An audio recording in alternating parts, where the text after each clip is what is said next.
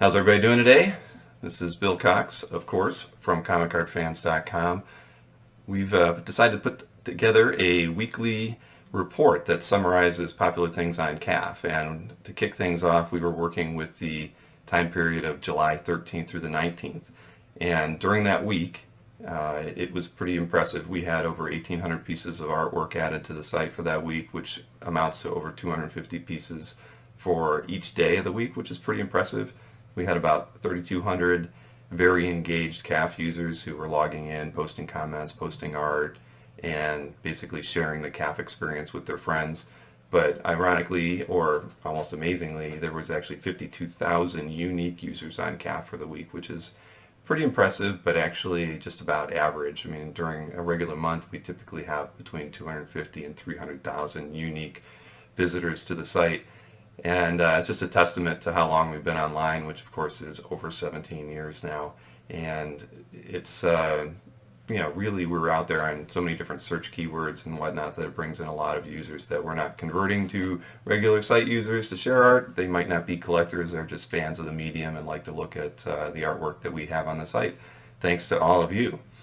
Now, one of the things that we also do every week, as most people know, is we put together a regular comic art dealer and auction house market report. And it's always, for me, it's a lot of fun because I get to do a bit of research on the artworks that are sold, but learn a little bit more about the artists and their market for particular titles that they've worked on. So for me, it's a big learning experience, and I hope that the people who check those out are also really enjoying them and learning a bit as well. And they don't have to be market data subscribers to just enjoy what's being reported. Certainly there's a lot of other resources online where you can search and learn about market prices. Particularly Heritage Auctions has a really deep set of data that we are also allowed to share thanks to them, and we also share a lot of eBay data from roughly, I believe, 2012 to current. So we've got quite a bit of data from auction houses, and we also have a lot of data from comic art dealers. And we get that data because we host and have created so many art dealer websites that when a dealer marks their artworks as sold, from a transaction that occurred on their site, we record that as a sold item. Now, we only know what the asking price was at the time, so if there was some negotiating, if it was partially cash, partially trade, we don't know what the actual sale amount was. But with the art dealer data, we're able to only report on what the asking price was at the time the artwork was marked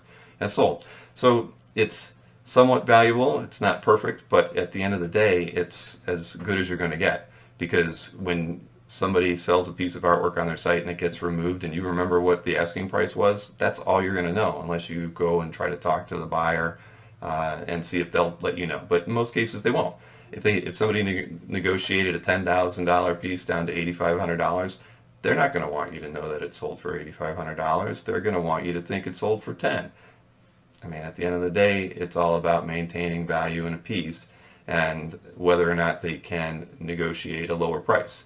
So that's why that data will always remain private, but it's still a valuable resource. And one of to me, the biggest value of all of our market data is when someone's trying to do research on whether a piece was ever available.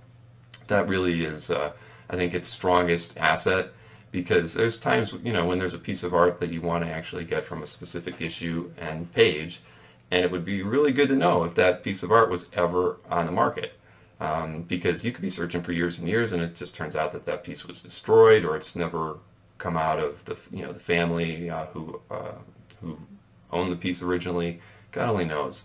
But knowing that a piece has been on the market at least helps you, make the effort to continue searching for it, because you know it was once out there. So in the reporting period that we did for the 13th through the 19th, there was a total of almost $500,000 in artwork sold between the dealers and the auction houses. And with regards to the dealers, Albert really sold a lot of high ticket items. The highest ticket item sold for the week was a Wally Wood Astonishing Tales #2 title page, had Dr. Doom on it. It was really awesome, and the asking price was $22,000 on that. His second highest sale of the week was a really great vintage Frank Miller Batman and Robin sketch, which was, they're on the market. They're pretty cool. Frank's been doing a lot of sketching lately as well and putting pieces out there, but I always really dig his more vintage stuff, and this was a really great example. On the auction house front, in the past several months, thanks to COVID, obviously eBay's been dominated by auctions that Jim Lee has been presenting, and one of the things that of course happened this past week was Jim Lee didn't have any auctions, so eBay really wasn't very relevant in terms of sales. They had their average. Heritage had the top two highest selling items from auction houses this past week. It was a really cool Jack Kirby Machine Man page and also a Neal Adams specialty Batman illustration. Now, in terms of things that we are working on right now, of course, if we were doing what we normally would be doing this time of year, we would actually be at San Diego Comic-Con, but because Comic-Con is canceled, and probably most Comic-Cons are canceled for at least the next 8 to 10 months, at least that's my opinion. San Diego's having their big Comic-Con at home, and a lot of dealers are putting artwork out, which is pretty cool. Felix has been doing a lot. Panel Page dropped some art today. Albert Moy's been pushing artwork out. It's pretty fun to at least have these things happening around this virtual show that they're putting on, and I can admire the effort that the dealers are putting into this to try to make it fun for their clients, customers, and art buyers. So one of the things that I want to talk about was things that we've been working on, and obviously you know that we put on the Comic Art Live show last May.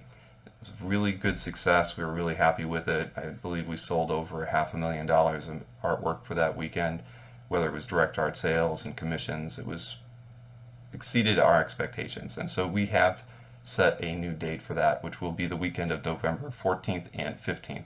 Now, a lot of things are probably going to be a little bit different next time. We're probably going to be allowing artwork to be posted on day 2. We're debating whether or not, how we're going to allow people to cycle artwork in and out and make it appear new. So I think there's going to be a lot of changes when the show comes out, but I think it's really based on the feedback we got from both buyers and sellers on what they wanted to see.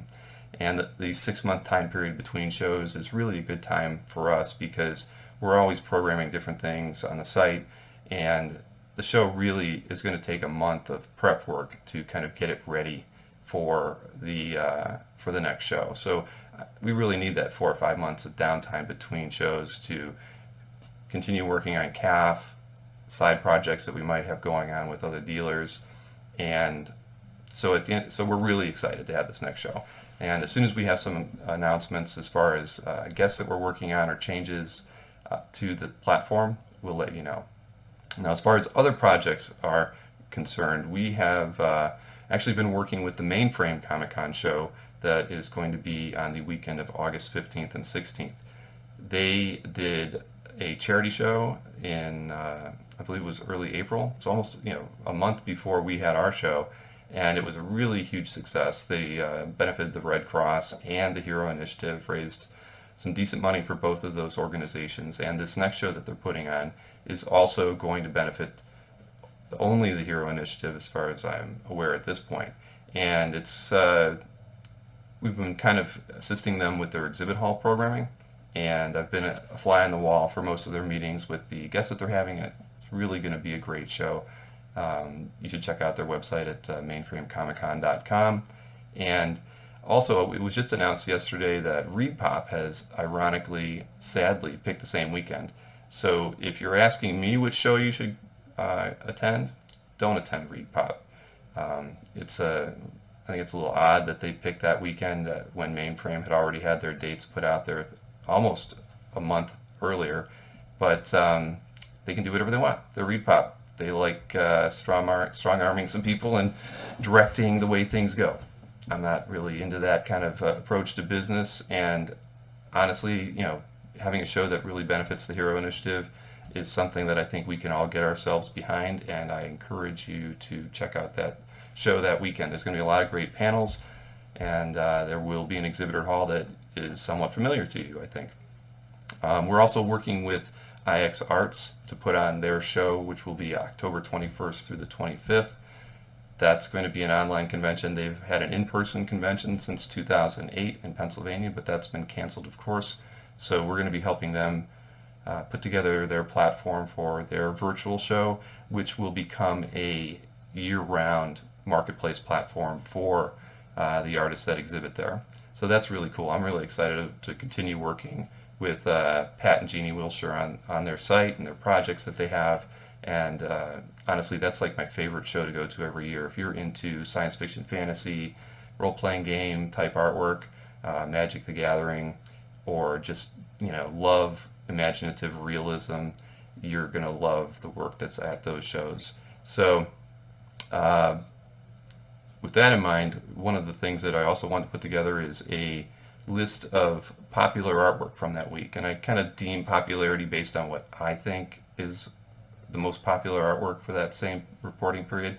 So I put together a little video. I think you'll like it. It's just kind of shows off the artwork that's out there that we've selected. And I always encourage people to check out the most comments section on CAF, because you'll always find some really incredible artwork there, usually that you're going to miss when it's getting added new, but when people are commenting on it or viewing it, it's going to push it up and make it more prevalent, so you won't miss anything. And that's also why we decided to do this thing on a weekly basis, is just to make sure that you don't miss the artwork that most people really enjoy seeing on CAF and are getting the most views.